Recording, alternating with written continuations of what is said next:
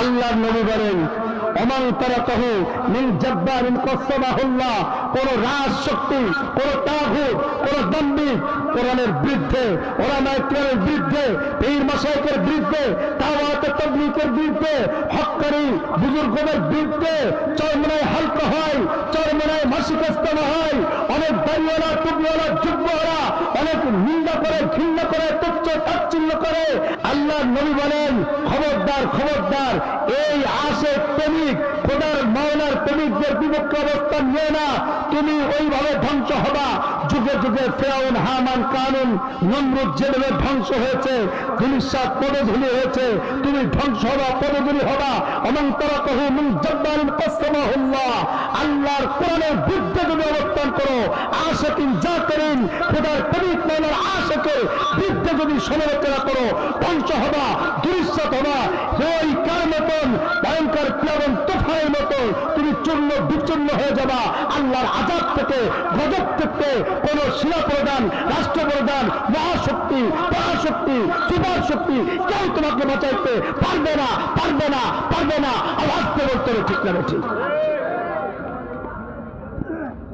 আমার ভাইরা, আল্লাহর নবী এই জন্য বলেন কাসরাতে সোহবতে আহলুল্লাহ, বেশি বেশি আল্লাহওয়ালাদের সোহবতে যাও। বেশি বেশি কিসে যাও? আল্লাহওয়ালাদের সোহবতে যাও, আল্লাহওয়ালাদের নিসবতে যাও। আল্লাহওয়ালাদের সোহবতে যদি যাও তাহলে কি হয়? তোমার আল্লাহর ঘিরান পাওয়া যায়, আল্লাহর খুশবু পাওয়া যায়, আল্লাহকে পাওয়া যায়। বলেন সুবহানাল্লাহ।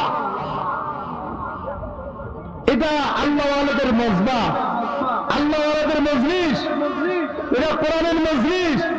এ গাড়িওয়ালা, এ বাড়িওয়ালা, এ ব্যবসায়ীওয়ালা, মেম্বার, চেয়ারম্যান, রিক্সা চালক, ভ্যান চালক, দিনমজুর, কৃষক, আমার ভাইরা শুনে রাখো, তুমি যদি আল্লাহর কোরআনকে যদি বুকে ধারণ করতে পারো, আল্লাহর কোরআনকে যদি তোমার হায়াতের জিন্দেগির বন্ধু বানাইতে পারো, আল্লাহর কোরআনের আশ্রয় করে যদি আসতে পারো, আল্লাহর কোরআনের মাঠ পথকে যদি অবলম্বন করতে পারো, আল্লাহর কোরআন দিয়ে ব্যবসা বাণিজ্য, চাকরি বাকরি, তোমার জীবন যদি সাজাইতে পারো, আল্লাহু আকবার। আল্লাহর নবী বলেন তোমার ঘর হবে মদিনার ঘর, তোমার মানুষ হবে মদিনার মানুষ, তোমার ছেলে মেয়ে হবে মদিনার ছেলে মেয়ে। তোমার ঘরের থেকে রশিদ আহমদ গঙ্গুই আসবে, শামচুরাত ফরিদপুরি আসবে, তোমার ঘরের থেকে হাজী ইমদাদুল্লাহ মাহাদি মক্কি আসবে, তোমার ঘরের থেকে হুসাইন আহমদ মাদানি আসবে, তোমার ঘরের থেকে নুরুদ্দিন গৌহরপুরি আসবে, তোমার ঘরের থেকে চরমনার কালো মানিক আল্লামা সৈয়দ ফজলুল করিম আসবে, তোমার ঘরের থেকে আলী ইব্রাহিম সাহেব আসবে, তোমার ঘরের থেকে আল্লামা আহমদ শফি আসবে, আল্লামা বাবু নগরী আসবে, নূর হোসেন কাসেমি আসবে, তোমার ঘরের থেকে কোরআনের ধারক, কোরআনের বাহক আসবে, হাফেজ, আলেম, মুফতি, মুহাদ্দিস হবে। আসমানের নিচে, জমিনের উপরে, তোমার ঘরের ভিতরে পশ্চিম কালো আর কোনদিন তোমরা অভাব দেখবে না, অনাটন দেখবে না, অশান্তি দেখবে না। আওয়াজ দেবেন ঠিক না ঠিক? আপনি আমি কি করলে? এক নম্বর হলো দ্বীনি শিক্ষা, ধর্মীয় শিক্ষা, কোরআনের শিক্ষা, ইলমে নবীর শিক্ষায় যদি সুসজ্জিত হতে পারি, আপনি দ্বীনি শিক্ষা যদি আপনার আমার কলিজার সন্তানকে দিতে পারি, তাহলে কি হবে? আপনার সন্তান হবে কোরআন প্রেমিক, মাওলার আশিক। আওয়াজ দেবেন ঠিক না ঠিক? আল্লাহ বলেন ইন্না নাহনু নাযালনা যিকরা ওয়া ইন্না লাহু লাহাফিজুন, কোরআন নাজিল করেছি আমি, কোরআনকে সংরক্ষণ করব আমি আল্লাহ। সুবহানাল্লাহ। কি বলেন? যে কোরআনকে আমি আল্লাহ নাজিল করেছি, কোরআনকে আমি আল্লাহ নিজে সংরক্ষণ করব।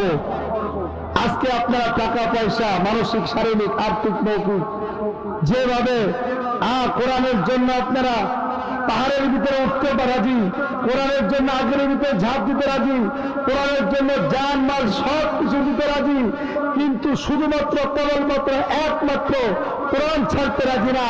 আল্লাহু আকবার। এটা হলো মুমিনের বহির প্রকাশ। আল্লাহর কোরআন কতদিন থাকবে?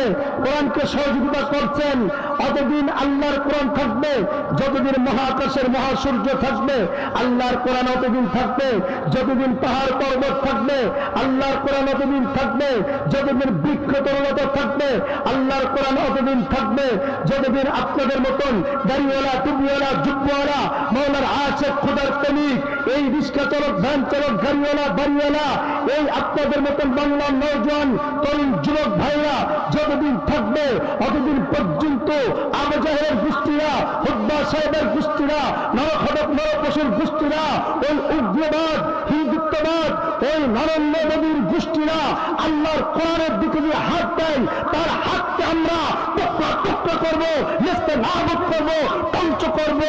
পৃথিবীর কোন শক্তি আমাদের হাতের থেকে তাদের বাঁচাইতে পারবে না। আওয়াজ দেব তবে ঠিক ঠিক।